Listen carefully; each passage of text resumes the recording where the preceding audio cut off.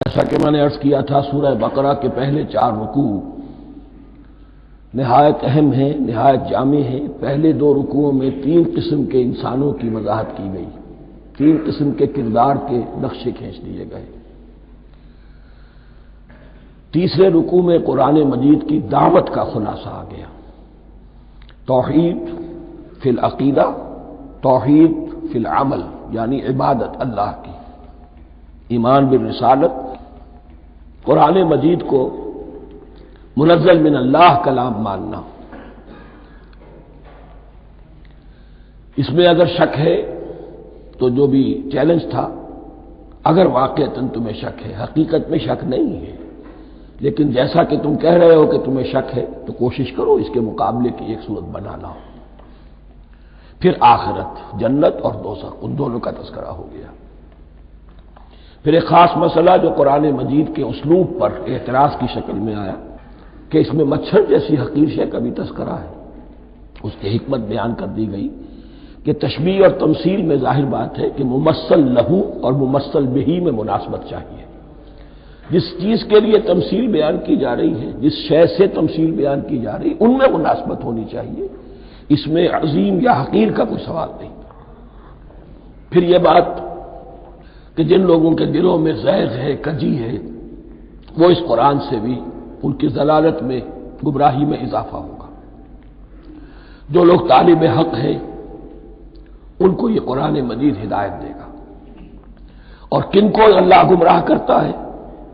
جو سرکش ہے، جو نمبر 1 اللہ سے جو عہد کر کے دنیا میں آئے تھے اس کی خلاف ورزی کر رہے ہیں اور صلہ رحمی کے بجائے قطع رحمی کرتے ہیں۔ اس کے بعد ایک بہت اہم فلسفیانہ بات آ گئی ہے، اسی کے ضمن میں نے اصل میں یہ ساری بات دہرائی ہے۔ میں نے کہا تھا کہ یہ بات واضح ہوگی آگے جا کر سورہ غافر میں۔ پھر ذہن میں لائیے کہ جب یہ صورت نازل ہوئی ہے، سورہ غافر نازل ہو چکی تھی، لہذا یہاں اجمالی تذکرہ ہے، وہاں تفصیلی تذکرہ ہے۔ اہل جہنم کا قول نقل ہوا ہے، ربنا امتنا اثنتین واحییتنا اثنتین فاعترفنا بذنوبنا فهل الى خروج من سبیل۔ اے اللہ، تو نے 2 مرتبہ ہم پر موت وارد کی، 2 مرتبہ ہمیں زندہ کیا، اب ہم نے اپنے قصور تسلیم کر لیے، تو اب یہاں سے بھی کوئی اور مرحلہ ہے یا نہیں؟ یہاں سے نکلنے کا بھی کوئی راستہ ہے یا نہیں؟ اس سے حقیقت یہ واضح ہوئی، انسان کی تخلیق اول ہوئی عالم ارواح میں، صرف ارواح کی حیثیت سے، اور حدیث میں آتا ہے الارواح جنود مجندہ، لشکروں کی شکل، تمام انسان۔ ان سے عہد لیا گیا الست بربکم قالوا بلی، پھر سلا دیا گیا ارواح کو۔ یہ گویا کہ پہلی موت تھی جو ہم گزار آئے۔ پھر عالم خلق کا مرحلہ آیا۔ عالم خلق میں یہ تناسل کے ذریعے سے رحم مادر میں جب ایک جنین تیار ہوتا ہے تو ایک حدیث ہے حضرت عبداللہ ابن مسعود سے، 4 مہینے کا جب جنین ہو جاتا ہے اس کے بعد وہ روح لا کر اس میں پھونک دی جاتی ہے۔ یہ گویا کہ احیاء اولا ہو گیا، پہلی مرتبہ کا زندہ کیا جانا، پہلی موت کی نیند سے جگا دیا گیا۔ اے تازہ واردان بساط ہوائے دل، اب ہم اس دنیا میں اس جسد کے ساتھ زندہ ہوئے، اب پھر موت آئے گی، جسد یہی چلا جائے گا جہاں سے آیا تھا، روح جہاں سے آئی تھی وہاں واپس جائے گی۔ ثم یمیتکم ثم یحییکم ثم الیہ ترجعون، پھر تمہیں اللہ کی طرف لوٹا دیا جائے گا۔ یہ ہے بہت گہرا نقطہ فلسفہ دین کا۔ اس کے بعد مضمون شروع ہو رہا ہے خلافت کا، جس کا اجمالی جو ہے تذکرہ تیسرے رکوع کی آخری آیت میں آ گیا، هو الذی خلق لکم ما فی الارض جمیعا، زمین میں جو کچھ ہے اے انسانوں تمہارے لیے پیدا کیا گیا۔ اسی کے ساتھ جڑتا ہوا مضمون اب خلافت کا آ رہا ہے۔ وَإِذْ قَالَ رَبُّكَ لِلْمَلَائِكَةِ إِنِّي جَاعِلٌ فِي الْأَرْضِ خَلِيفَةً، اور یاد کرو جب کہ کہا تھا تمہارے رب نے فرشتوں سے، میں بنانے والا ہوں زمین میں ایک خلیفہ۔ اب خلیفہ کی حقیقت کو سمجھیے، خلیفہ کسے کہتے ہیں؟ نائب۔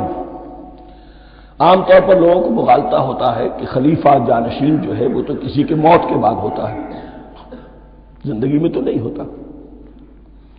لیکن یہاں اصل میں ہمارے لیے بہت آسان ہے، انسان کی جو اصل حقیقت ہے اس دنیا میں اس کو سمجھنے کے لیے یوں سمجھیے کہ ہم آج سے 50 سال پہلے انگریز کے غلام تھے، ہمارا بادشاہ یا ملکہ انگلستان میں تھا یا تھی، دہلی میں وائس رائے ہوتا تھا۔ وائس رائے کا کام کیا ہے؟ جو حکم آیا ہے میجسٹیز گورنمنٹ کا یا ہر میجسٹیز گورنمنٹ کا جو حکم آیا ہے بلا چون و چرا بغیر کسی تغیر اور تبدل کے نافذ کرے۔ ہاں جہاں کوئی حکم وہاں سے نہیں ہے تو یہاں کے حالات میں بہترین اپنی رائے قائم کرے، غور و فکر کرے، یہاں کی مصلحتیں کیا ہے، جو چیز بھی امپائر کی مصلحت میں ہو اس کے مطابق فیصلہ کر سکتا ہے۔ بین ہی یہی رشتہ ہے، اللہ ہے لیکن اللہ نے اپنے آپ کو غیب کے پردے میں چھپا لیا ہے۔ زمین پر انسان ہے، اب انسان کا کام یہ ہے جو ہدایت آ رہی ہے اللہ کی طرف سے اس پر تو بے چون و چرا عمل کرے، جہاں کوئی ایکسپریس ہدایت نہیں ہے، کوئی واضح ہدایت نہیں ہے، وہاں اپنے بیسٹ ججمنٹ کو ایکسرسائز کرے، اسی کا نام اجتہاد ہے۔ غور و فکر کرے، سوچے، اور جو بات روح دین کے زیادہ سے زیادہ مطابقت رکھنے والی ہو اس کو اختیار کرے۔ بین ہی یہی رشتہ ہے در حقیقت، رشتہ خلافت کہ جو اللہ اور انسان کے مابین ہے۔ اب یہ جو دی گئی ہے یہ حیثیت تمام انسانوں کو دی گئی ہے، پوٹینشلی ہر انسان اللہ کا خلیفہ ہے، لیکن جو اللہ کا باغی ہو جائے، جو خود حاکمیت کا مدعی ہو گیا گویا کہ وہ باغی ہے۔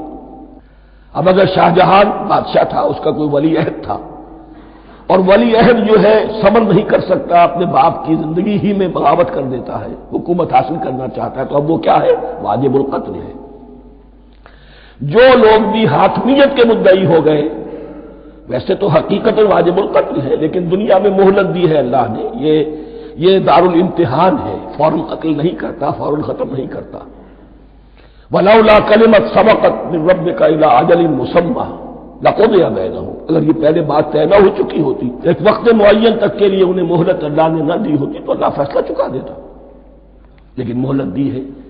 لیکن کم سے کم اتنی سزا ملتی ہے کہ اب وہ خلافت کے حق سے محروم کر دیے گئے، گویا کہ اب خلافت دنیا میں ہوگی خلافت المسلمین، صرف وہی شخص کہ جو اللہ کو مانے اپنا حاکم مطلق وہ خلافت کا اہل ہے۔ تو یہ چند باتیں خلافت کی اصل حقیقت کے ضمن میں یہیں پر سمجھ لیجیے۔ وَإِذْ قَالَ رَبُّكَ لِلْمَلَائِكَةِ إِنِّي جَاعِلٌ فِي الْأَرْضِ خَلِيفَةً قَالُوا وَتَجْعَلُ فِيهَا مَن يُفْسِدُ فِيهَا وَيَسْفِكُ الدِّمَاءَ وَنَحْنُ نُسَبِّحُ بِحَمْدِكَ وَنُقَدِّسُ لَكَ۔ اور یاد کرو جب کہ تمہارے رب نے کہا تھا فرشتوں سے کہ میں زمین میں خلیفہ بنانے والا ہوں، تو انہوں نے کہا کہ کیا تو بنائے گا اس میں جو فساد مچائے گا اس میں اور خوریزی کرے گا۔ وَنَحْنُ نُسَبِّحُ بِحَمْدِكَ وَنُقَدِّسُ لَكَ، ہم آپ کی تسبیح اور تحمید اور آپ کی تقدیس میں لگے ہوئے ہیں۔ قَالَ إِنِّي أَعْلَمُ مَا لَا تَعْلَمُونَ، فرمایا میں جانتا ہوں جو تم نہیں جانتے۔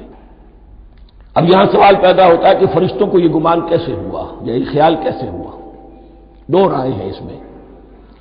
ایک تو یہ کہ انسان کی تخلیق سے پہلے اس دنیا میں جنات تھے اور انہیں بھی کچھ اللہ نے تھوڑا سا اختیار دیا تھا اور انہوں نے یہاں فساد مچایا۔ انہی پر قیاس کرتے ہوئے فرشتوں نے سمجھا کہ انسان بھی پھر زمین میں فساد مچائے گا، خوریزی کرے گا۔ ایک دوسری اصولی بات یہ کہی گئی ہے کہ خلافت کا لفظ جب استعمال ہوا تو اس کے معنی ہے کہ کوئی نہ کوئی اختیار بھی ملے گا۔ جنات کے بارے میں خلافت کا لفظ کہیں نہیں آیا، انسان کے بارے میں آ رہا ہے۔ خلیفہ بالکل بے اختیار نہیں ہوتا، جیسا کہ میں نے عرض کیا، جہاں واضح حکم ہے تو اس کی تو تنفیذ، جہاں نہیں ہے وہاں اپنی رائے سے جتنا بھی بہتر سے بہتر سوچ سکتا ہو انسان رائے قائم کرے۔ یہ اختیار جو ہے ظاہر بات ہے جہاں اختیار ہوگا صحیح استعمال ہونے کا بھی امکان ہے، غلط استعمال ہونے کا بھی امکان ہے۔ اختیار تو بلکہ یہ کہ آپ کا پولیٹیکل سائنس کا تو ایکسیم یہ ہے authority turns to corrupt and absolute authority corrupts absolutely. تو ٹینڈنسی کرپشن کی ہوتی ہے اختیار کے اندر. اس بنا پر انہوں نے قیاس کیا کہ اس میں فساد ہوگا، خوریزی ہوگی. اللہ تعالیٰ نے فرمایا اپنی حکمتوں سے میں خود واقف ہوں، میں کیوں بنا رہا ہوں یہ میں جانتا ہوں، تم نہیں جانتے. وَعَلَّمَ آدَمَ الْأَسْمَاءَ كُلَّهَا، اور اللہ نے سکھا دیے آدم کو تمام کے تمام نام. اب اس میں بھی ایک رائے تو یہ ہے، بلکہ اس میں تقریباً اجماع ہے مفسرین کا، کہ اس سے مراد ہے تمام اشیاء کے نام، اور تمام اشیاء کے نام سے مراد ہے ان کی حقیقت کا علم. ہیومن نالج جو ہے اگر آپ اس کا تجزیہ کریں گے تو وہ یہی ہے کہ انسان ایک چیز کو پہچانتا ہے، پھر اس کے لیے ایک نام رکھتا ہے یا کوئی ٹرم اس کے لیے قائم کرتا ہے. اس نام یا ٹرم اور اس اصطلاح کے حوالے سے بہت سے حقائق کو اپنے ذہن کے اندر محفوظ کرتا ہے. تو گویا کہ علامہ آدم الاسماء کلھا تمام نام سکھا دیے.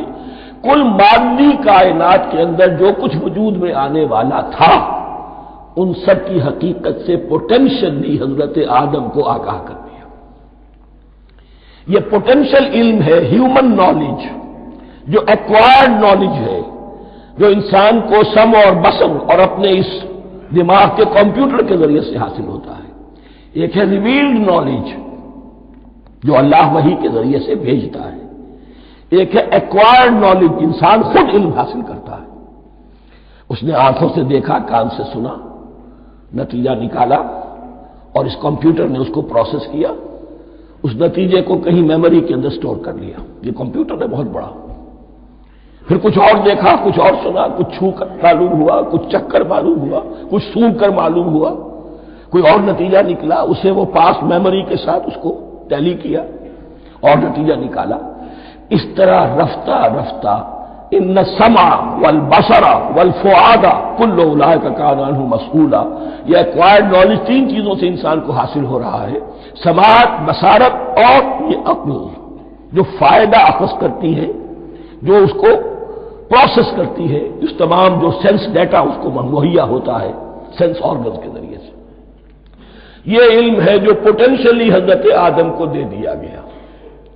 اس کی ایکسفولیشن ہو رہی ہے، اب درجہ بدرجہ وہ علم پھیل رہا ہے، بڑھ رہا ہے، اور بڑھتے بڑھتے کہاں تک پہنچے گا ہم کچھ نہیں کہہ سکتے. کہاں سے کہاں پہنچ گیا انسان. اس نصف صدی کے اندر علم انسانی میں جو ایکسپلوژن ہوا ہے، میں اور آپ اس کا تصور تک نہیں کر سکتے. اکثر بڑے بڑے جو سائنسدان ہیں انہیں تصور نہیں ہے، اس لیے کہ ایک شخص اپنی لائن فزکس کے بارے میں جانتا ہے کیا کچھ ہو گیا، یا فزکس کی بھی کسی شاخ کے بارے میں جانتا ہے، باقی دوسری جو لائن ہے اسے کچھ پتہ نہیں.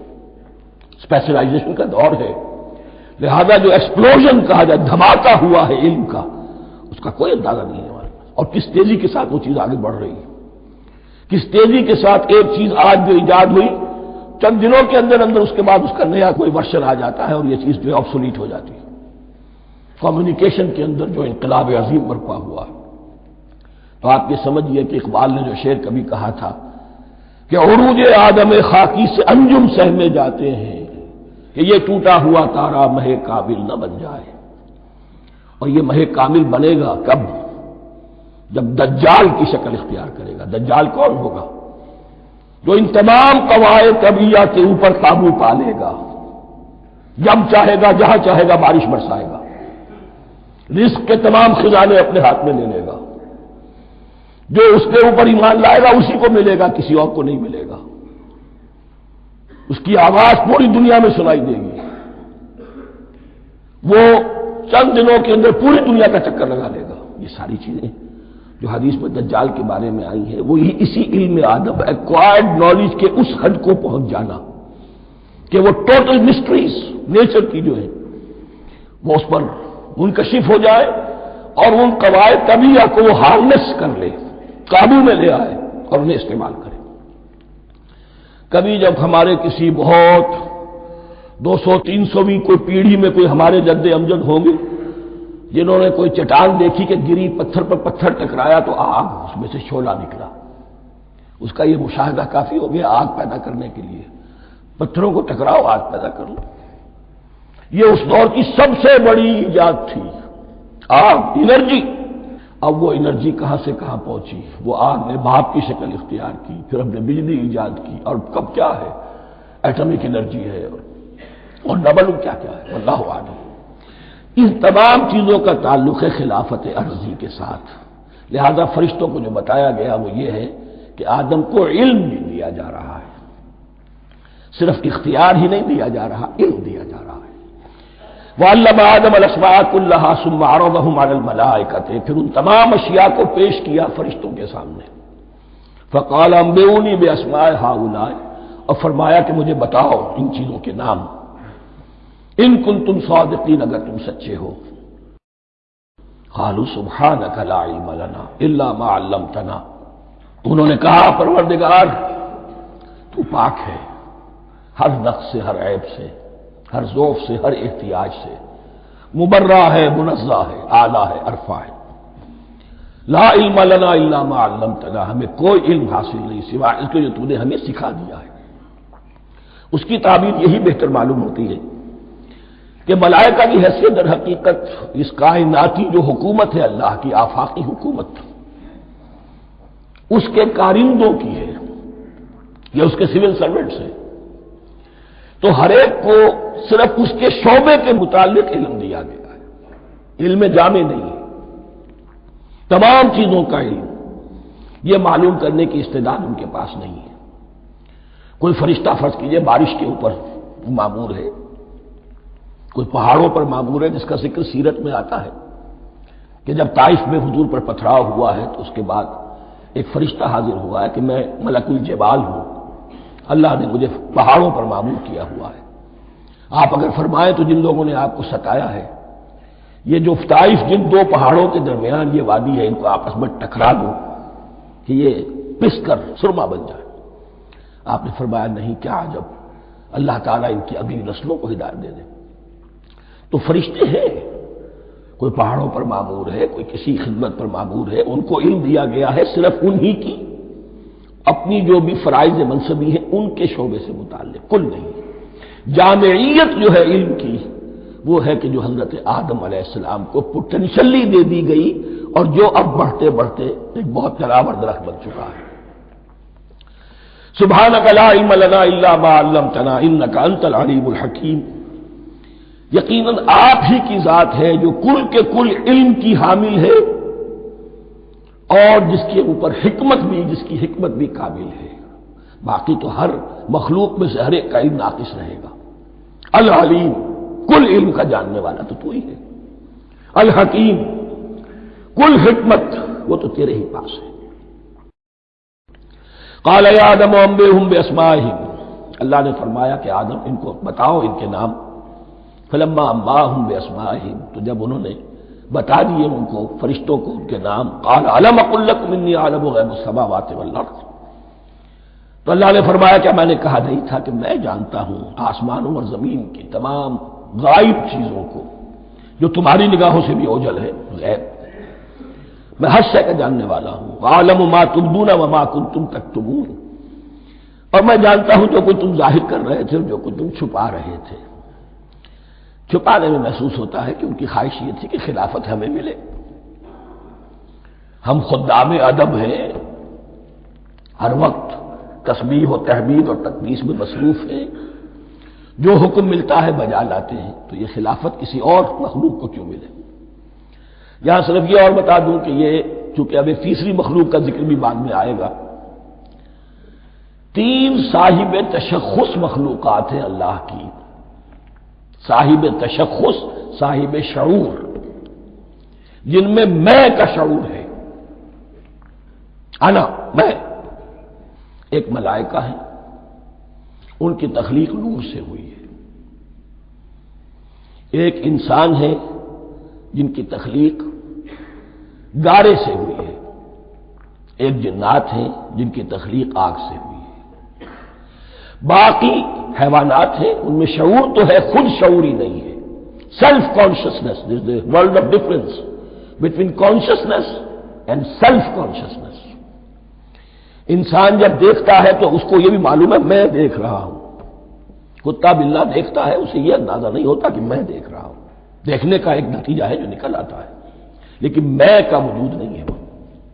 یہ آنا، سیلف، ایگو، یہ انسان میں ہے، جنات میں ہے، شعور میں اور فرشتوں میں ہے۔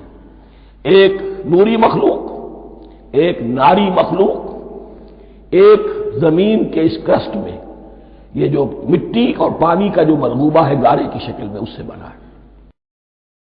وَإِذْ قُلْنَا لِلْمَلَائِكَةِ اسْجُدُوا لِآدَمَ فَسَجَدُوا إِلَّا إِبْلِيسَ، اور یاد کرو جب کہ ہم نے کہا فرشتوں سے سجدہ کرو سب کے سب آدم کو، جھک جاؤ آدم کے سامنے، فسجدوا، ان سب نے سجدہ کیا، الا ابلیس، سوائے ابلیس کے۔ پہلی بات تو یہ سمجھیے کہ تمام ملائکہ کے سجدے کی ضرورت کیا تھی؟ کیا یہ صرف تعظیماً تھا؟ اور تعظیماً اگر تھا تو کیا آدم خاکی کی تعظیم تھی یا کسی اور شے کی تعظیم تھی؟ مکی صورتوں میں یہ بات دو جگہ واضح کی گئی ہے۔ فَإِذَا سَوَّيْتُهُ وَنَفَخْتُ فِيهِ مِن رُوحِي فَقَعُوا لَهُ سَاجِدِينَ، جب میں اس آدم کی تخلیق مکمل کر لوں اور اس میں اپنی روح میں سے پھونک دوں، تب گر پڑنا اس کے سامنے سجدے میں۔ تعظیم اگر ہے تو آدم خاکی کی نہیں ہے، اس کے اندر جو ڈیوائن ایلیمنٹ ہے، جو ڈیوائن سپارک ہے، جو روح ربانی ہے، میری روح، اس کی ہے۔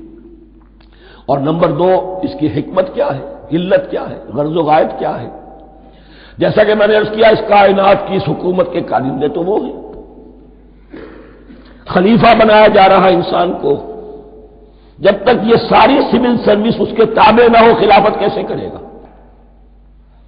دیکھیے میں جانا چاہتا ہوں، چوری کرنے کے لیے جانا چاہتا ہوں، راستے میں کتنے فیکٹرز ہوں گے، کتنے فزیکل فینومینا ہوں گے، میں چلنا چاہتا ہوں، میں زمین کو دھکیلتا ہوں، زمین مجھے دھکیلتی ہے، زمین مجھے نہ دھکیلے تو میں کیسے چلوں گا؟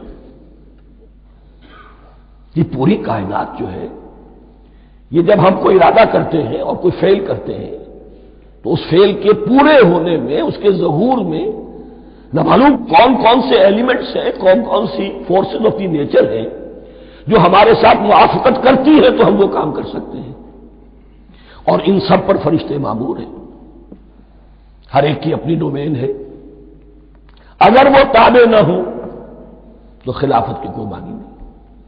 خلافت دی گئی ہے، یہ ادھر جانا چاہتا ہے جانے دو، یہ نماز کے لیے مسجد میں جانا چاہتا ہے جانے دو، یہ چوری کے لیے نکلا ہے نکلنے دو، اس لیے کہ اس کو جو اختیار دیا گیا ہے، اس کے اختیار کے استعمال میں یہ تمام جو قوتیں ہیں وہ اس کے ساتھ موافقت کرتی ہیں، تب اس کا کوئی ارادہ، وہ اچھا ہو یا برا، وہ پایہ تکمیل کو پہنچ سکتا ہے۔ یہ گویا کہ سبارڈینیشن اس کے لیے سمبل کہ تمام فرشتوں کو جھکا دیا گیا۔ البتہ اس آیت میں ایک مغالطہ پیدا ہوتا ہے، الا ابلیس، سوائے ابلیس کے۔ مغالطہ یہ پیدا ہوتا ہے کہ شاید وہ بھی فرشتہ تھا، اس لیے کہ حکم تو فرشتوں کو دیا گیا تھا۔ پھر نوٹ کیجئے، اس سے پہلے، بہت پہلے سورہ کہف نازل ہو چکی ہے، اور سورہ کہف میں فرما دیا گیا ہے کان من الجن ففسق عن امر ربی، وہ جن تھا، پس اس نے سرکشی کی اپنے رب کے حکم سے۔ فرشتے کی شان یہ نہیں ہے، وہ اللہ کے کسی حکم کی سرتابی نہیں کرتا۔ لا یعصون اللہ ما امرہم ویفعلون ما یؤمرون، وہ اللہ کے کسی حکم کی نافرمانی نہیں کرتے اور جو حکم ملتا ہے بجا لاتے ہیں۔ یہ جنات کے اندر اختیار تھا، جیسے اختیار انسانوں کو دیا گیا ہے۔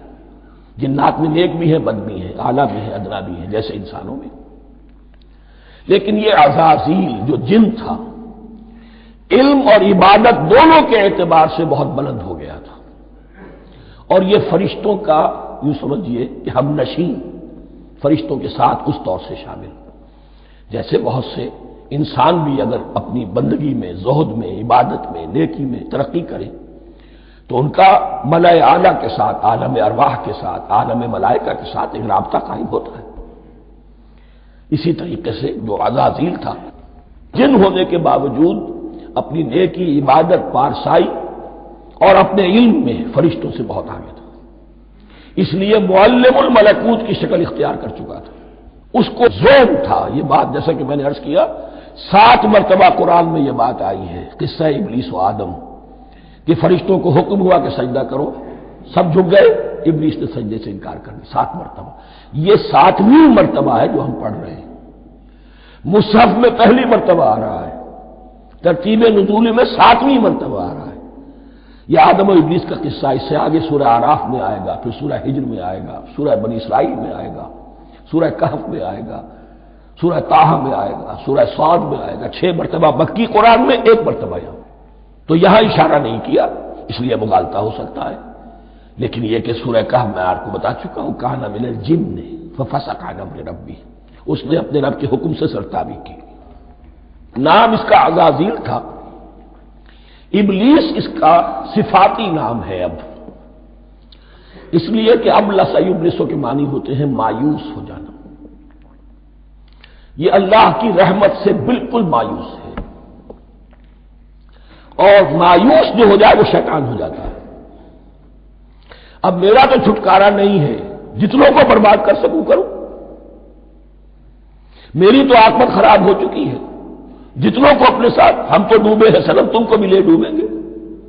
اب وہ شیطان اس معنی میں کہ انسان کی عداوت اس کی گھٹی میں پڑ گئی، اس نے اللہ سے پھر اجازت بھی لی کہ مجھے مہلت دے دے، یوم یبعثون، قیامت تک کے دن کے لیے، تو میں ثابت کر دوں گا کہ یہ آدم اس رتبے کا حقدار نہ تھا، مستحق نہ تھا جو اسے دیا گیا۔ انا خیر منہ، میں اس سے بہتر ہوں۔ خلقتنی من نار وخلقتہ من طین، تو نے مجھے آگ سے بنایا، اسے گارے سے بنایا۔ لیکن یہ تکبر ہے در حقیقت کہ جس نے اسے راندہ درگاہ حق کر دیا۔ وَإِذْ قُلْنَا لِلْمَلَائِكَةِ اسْجُدُوا لِآدَمَ فَسَجَدُوا إِلَّا إِبْلِيسَ أَبَىٰ وَاسْتَكْبَرَ، ابا اس نے انکار کیا، واستکبر اور تکبر کیا، استکبار کیا، وَكَانَ مِنَ الْكَافِرِينَ۔ کانا عربی زبان میں 2 طرح کا ہوتا ہے، تامہ، ناقصہ۔ ایک معنی یہ ہو سکتے ہیں کہ ہو گیا، اب اپنے اس استکبار اور انکار کی وجہ سے کانا من الکافرین، وہ کافروں میں سے ہو گیا۔ ایک کانا تامہ ہوتا تھا ہی کافروں میں سے، یعنی اس کے اندر سرکشی چھپی ہوئی تھی، اب ظاہر ہو گئی۔ یہ معاملہ ہوتا ہے، کسی شخص کی بدنیتی اس کے اوپر پردے پڑے رہتے ہیں نیکی کے، زہد کے، کسی خاص وقت میں آ کر وہ ننگا ہو جاتا ہے، اور جو اس کے اندر تھا اصل، اس کی حقیقت، وہ سامنے آ جاتی ہے۔ اس کا امکان ہے، تو دونوں معنی اس کے ہو سکتے ہیں۔ وَقُلْنَا يَا آدَمُ اسْكُنْ أَنْتَ وَزَوْجُكَ الْجَنَّةَ، اور ہم نے کہا کہ اے آدم رہو تم اور تمہاری بیوی جنت میں۔ اب یہ جنت کون سی ہے؟ اکثر حضرات کے نزدیک یہ جنت کہیں آسمان ہی میں تھی، آسمان ہی میں حضرت آدم کی تخلیق ہوئی۔ البتہ یہ سب مانتے ہیں کہ ایک وہ جنت الفردوس جو ہے، جس میں جانے کے بعد پھر واپس نکلنے کا کوئی امکان نہیں، یہ وہ جنت نہیں ہے جس میں کہ آخرت میں لوگوں کو جا کر داخل ہونا ہے، اس میں داخل ہونے والے کے نکلنے کا کوئی امکان نہیں۔ ایک رائے یہ بھی ہے، میرا رجحان اس رائے کی طرف ہے، تخلیق آدم اسی زمین پر ہوئی ہے۔ وہ جن مراحل سے گزری ہے تخلیق، وہ ایک علیحدہ مسئلہ ہے۔ بایولوجی اور وحی دونوں اس پر متفق ہیں کہ مٹی سے، کرسٹ آف دی ارتھ سے انسان بنا ہے، اس پر اتفاق ہے، قرآن کا بھی اور بایولوجی کا بھی، جدید علم الحیات کا۔ سٹیجز کیا ہیں اس میں اختلاف ہو سکتا ہے، اس کو چھوڑ دیجئے، وہ اس وقت کا بحث نہیں۔ یہی کسی اونچے مقام پر کوئی سرسبز و شاداب علاقہ تھا جہاں حضرت آدم کو رکھا گیا، جہاں ہر طرح کے میوے تھے، ہر شے، لا تظمأ فیہا ولا تضحیٰ، نہ اس میں بھوک لگے گی، نہ دھوپ تمہیں ستائے گی، ہر طرح کی چیز تمہیں فراہم ہے۔ وہاں رکھے گئے ہیں صرف ایک ڈیمانسٹریشن کے لیے کہ انہیں نظر آ جائے کہ شیطان میرا دشمن ہے، وہ مجھے ورغلائے گا، طرح طرح سے میرے اندر وسوسہ اندازی کرے گا، میرے اور میری اولاد کے، صرف ایک ڈیمانسٹریشن۔ اس کی مثال یوں سمجھیے کہ سلیکشن تو ہو گیا، CSP گریڈ میں کوئی شخص آ گیا ہے، لیکن اب وہ سول سروس اکیڈمی میں رکھا جا رہا ہے۔ تو یہ کوئی اکیڈمی ہو سکتا ہے اسی زمین پر، وہ صرف بتانا یہ تھا کہ تمہیں معلوم ہو جائے کہ یہ شیطان تمہارا دشمن ہے۔ اس لیے کہ اس میں جو ایک لفظ حبوط کا آ رہا ہے وہ حبوط صرف ایک ہی معنی میں نہیں ہوتا، دوسری معنی میں بھی ہے۔ اللہ عالم، یہ چیزیں پھر متشابہات میں رہیں گی، اس لیے ان کے بارے میں کوئی ایک رائے دوسری رائے، اس کے لیے ذہن سے عقل سے بات کر کے ایک یا دوسری رائے اختیار کر سکتے ہیں۔ وَقُلْنَا يَا آدَمُ اسْكُنْ أَنْتَ وَزَوْجُكَ الْجَنَّةَ، اور ہم نے کہا کہ رہو اے آدم تم بھی اور تمہاری بیوی بھی باغ میں، اس باغ میں، الجنہ اس باغ میں، گویا کہ اشارہ کیا جا رہا ہے۔ وَكُلَا مِنْهَا رَغَدًا حَيْثُ شِئْتُمْ، اور کھاؤ اس میں سے با فراغت جہاں سے چاہو، ہر طرح کا پھل ہے کھاؤ۔ وَلَا تَقْرَبَا هَٰذِهِ الشَّجَرَةَ، یہاں پہ اس درخت کا نام نہیں دیا گیا، اشارہ اس درخت کے قریب مت جانا۔ فَتَكُونَا مِنَ الظَّالِمِينَ، تو تم ظالموں میں سے ہو جاؤ گے، تم حد سے گزرنے والوں میں سے ہو جاؤ گے۔ اب اس کی بھی حکمت سمجھیے کہ چونکہ ڈیمانسٹریشن کرانی ہے کہ تمہیں کسی چیز سے، ہزار چیزیں مباح ہیں دنیا میں، چند چیزیں پینے کی حرام ہیں، اب تم اگر ان ہزار مباح چیزوں کو چھوڑ کر حرام چیز کو پیتے ہو تو یہ تمہارا اختیار ہوا، جبکہ اللہ تعالیٰ نے مباحات کا دائرہ بہت وسیع رکھا ہے۔ جس سے چاہو چند رشتے ہیں جو بیان کر دیے گئے یہ حرام ہے، محرمات ہے، ابدیہ ہے، ان سے تو شادی نہیں ہو سکتی، باقی کسی مسلمان عورت سے دنیا کے کسی کونے میں وہ شادی کر سکتے، کروڑوں کے آپشنز آپ کے لیے خالی کھلے ہیں، لیکن پھر بھی انسان شادی نہ کرے، زنا کرے، یہ گویا کہ اس کی اپنی خباثت نفس ہے۔ ایک نہیں، دو دو، تین تین، چار چار تک شادی کرو، اجازت ہے تمہیں۔ تو اس اعتبار سے مباحات، اب یہ پورا باغ تمہارے لیے مباح ہے، بس ایک درخت ہے اس کے پاس نہ جانا، اور درخت کا نام لینے کی کوئی ضرورت نہیں، تو آزمائش تھی نا، صرف ایک آزمائش اور اس کی ڈیمانسٹریشن۔ فَأَزَلَّهُمَا الشَّيْطَانُ عَنْهَا، تو پھسلا دیا ان دونوں کو شیطان نے اس درخت کے بارے میں۔ اب وہ کس کس طریقے سے پھسلایا، یہ بھی جیسا کہ میں نے عرض کیا 6 مرتبہ چونکہ یہ قصہ آ چکا ہے، اس کی آپ کو سورہ طٰہٰ میں تفصیل ملے گی، کس کس طریقے سے پھسلایا اور اس بات کے لیے تیار کیا۔ فَأَخْرَجَهُمَا مِمَّا كَانَا فِيهِ، تو نکلوا دیا ان دونوں کو اس کیفیت میں سے جس میں کہ وہ تھے، وہ کیفیت کہ نہ کوئی مشقت ہے نہ کوئی محنت ہے، اور انسان کو ہر طرح کا اچھے سے اچھا پھل مل رہا ہے، تمام ضروریات فراہم ہیں، اور خاص کوئی حلۂ جنت ہے جس کا کہ لباس بھی عطا کیا گیا ہے، لیکن ان کیفیات سے اب نکال کر، اب جسے آپ کہیں گے بٹر فیکٹس آف لائف، اچھا اب جاؤ، یہ ڈیمانسٹریشن کرنی تھی، ہو گئی۔ شیطان تمہارا دشمن ہے، تمہارا اور تمہاری نسل کا، شیطان لعین، اور وہ تمہیں پھسلائے گا جیسے آج پھسلایا ہے۔ تم آگاہ رہنا اس کی شرارتوں سے، ان الشیطان لکم عدو فاتخذوہ عدوا، یہ شیطان تمہارا دشمن ہے، اسے اپنا دشمن ہی سمجھو، لیکن یہ ہے کہ اگر کچھ لوگ اسے دوست بنا لیں، اس کے ایجنٹ بن جائیں، اس کے کارندے بن جائیں، یہ ان کا چوائس ہے جس کی سزا انہیں ملے گی۔ فَأَخْرَجَهُمَا مِمَّا كَانَا فِيهِ وَقُلْنَا اهْبِطُوا بَعْضُكُمْ لِبَعْضٍ عَدُوٌّ، اور ہم نے کہا اترو، تم سب ایک دوسرے کے دشمن ہوگے۔ اب یہ چونکہ جمع کا صیغہ آیا ہے، ایک دوسرے کے دشمن ہوگے، تو ایک دشمنی تو شیطان اور آدم اور ذریت آدم کی ہے، ایک اور دشمنی بھی ہے جو انسان میں مرد اور عورت کے مابین ہے۔ عورت بھی پھسلاتی ہے، غلط راستے پر ڈالتی ہے، مرد عورتوں کو گمراہ کرتے ہیں، عورتیں مردوں کو گمراہ کرتی ہیں۔ قرآن مجید میں کہا گیا یا ایھا الذین آمنوا ان من ازواجکم واولادکم عدوا لکم فاحذروہم، اہل ایمان چوکنے رہو، چوکس رہو، تمہاری بیویوں اور اولاد میں سے تمہارے دشمن ہیں، بچ کر رہو، کیپ الرٹ، کہیں ان کی محبت تمہیں راہ حق سے منحرف نہ کر دے۔ تم ایک اچھا کام کرنا چاہتے ہو، بیوی رکاوٹ بن گئی، بیوی کو اچھا کام کرنا چاہتی، شوہر رکاوٹ بن گیا، تو یہ محبت نہیں ہے، یہ عداوت ہے۔ اس حوالے سے بعضکم لبعض عدو، وَلَكُمْ فِي الْأَرْضِ مُسْتَقَرٌّ وَمَتَاعٌ إِلَىٰ حِينٍ، اور تمہارے لیے اب زمین میں مستقر ہے، جائے قیام ہے اور متاع ہے، ضرورت کی چیزیں ہیں ہم نے فراہم کر دی ہیں، اِلَىٰ حِین، لیکن ایک وقت معین تک کے لیے، یہ ابدی نہیں ہے، ایک وقت آئے گا یہ بساط ہم لپیٹ دیں گے۔ یوم نطوی السماء کطی السجل للکتب، جس دن کہ ہم تمام فضاؤں کو اور تمام خلاؤں کو، تمام آسمانوں کو اس طرح لپیٹ لیں گے جیسے کتابوں کا طوبار لپیٹ لیا جاتا ہے، ایک وقت آئے گا۔ یہ تخلیق الی اجل مسمى ہے، الی حین ہے۔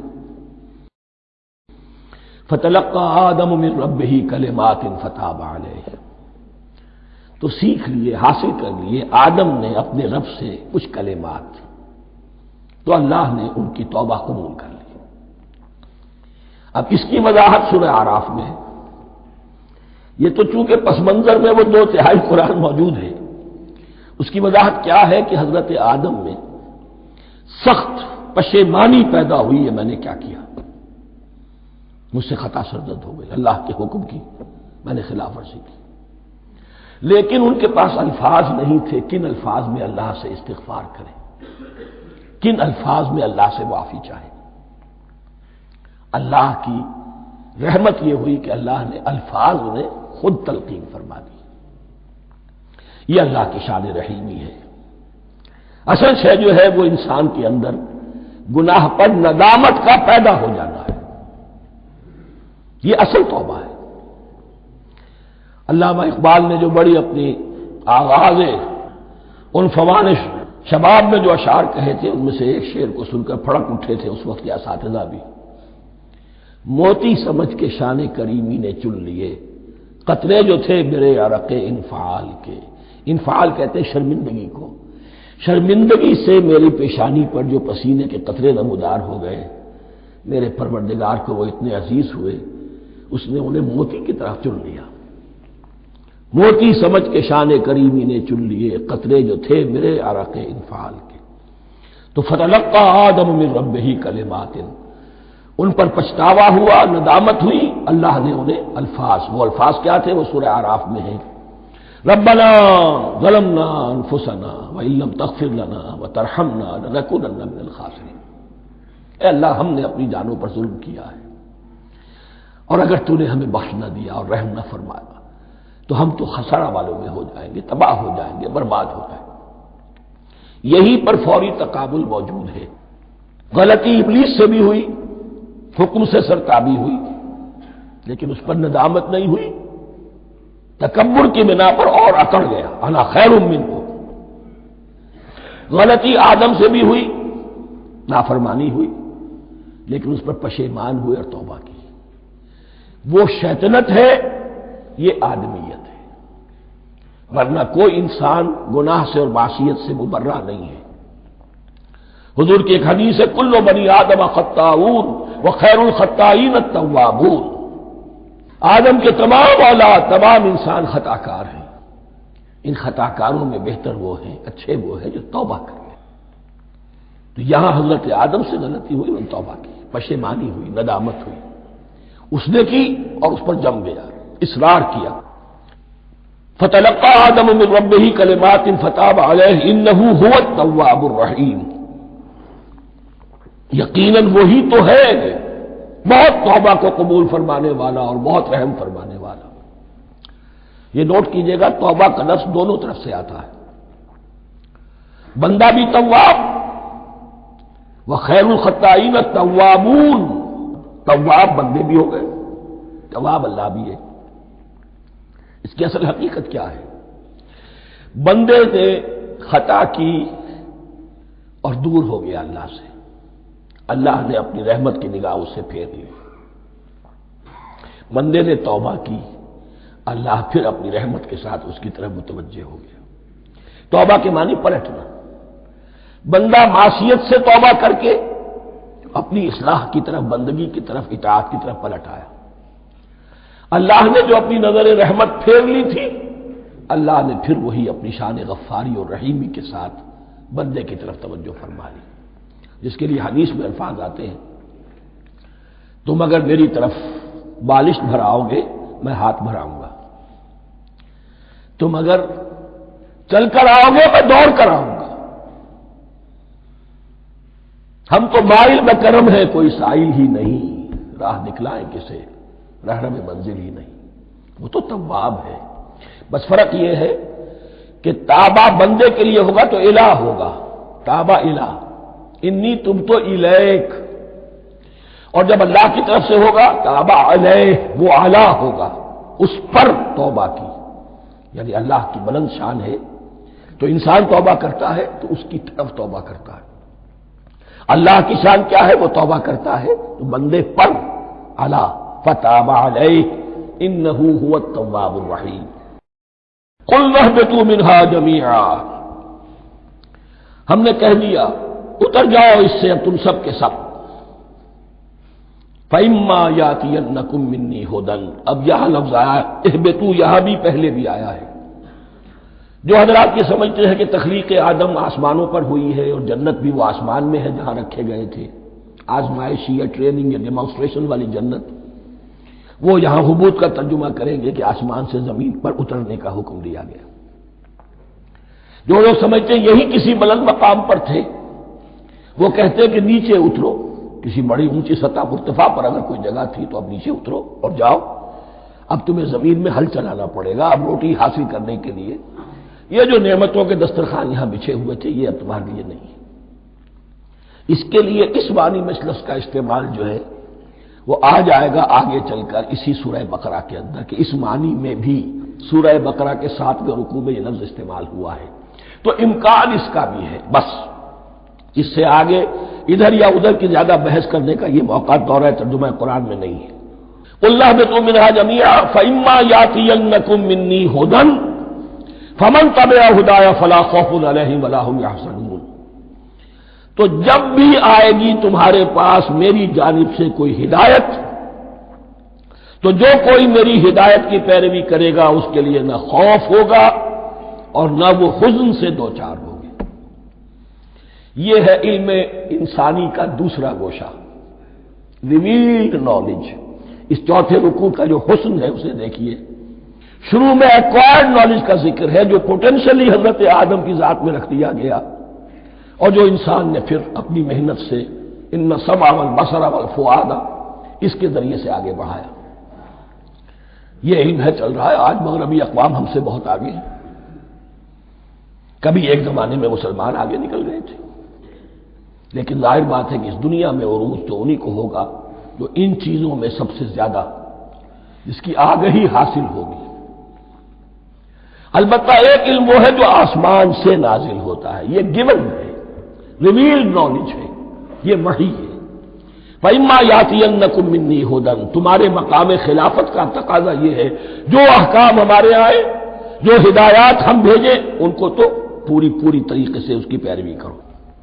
وَمَن تَبِعَ هُدَايَ، تو جو کوئی بھی میری ہدایت کی پیروی کرے گا فَلَا خَوْفٌ عَلَيْهِمْ وَلَا هُمْ يَحْزَنُونَ.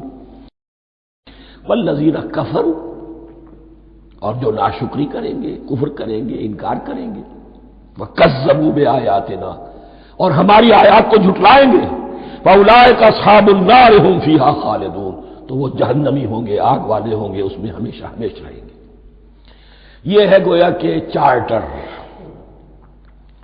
اس نوع انسانی کو جو ابدی چارٹر اللہ نے دیا ہے، جبکہ زمین کا چارج دے دیا گیا خلیفہ کی حیثیت سے. یہاں یہ 4 رکوع جو ہے سورہ بقرہ کے جو میں نے عرض کیا تھا، قرآن کی دعوت، قرآن کا بنیادی فلسفہ، اس پر یہ جام ہے، اور یہ مکی صورتوں کے مضامین کا خلاصہ.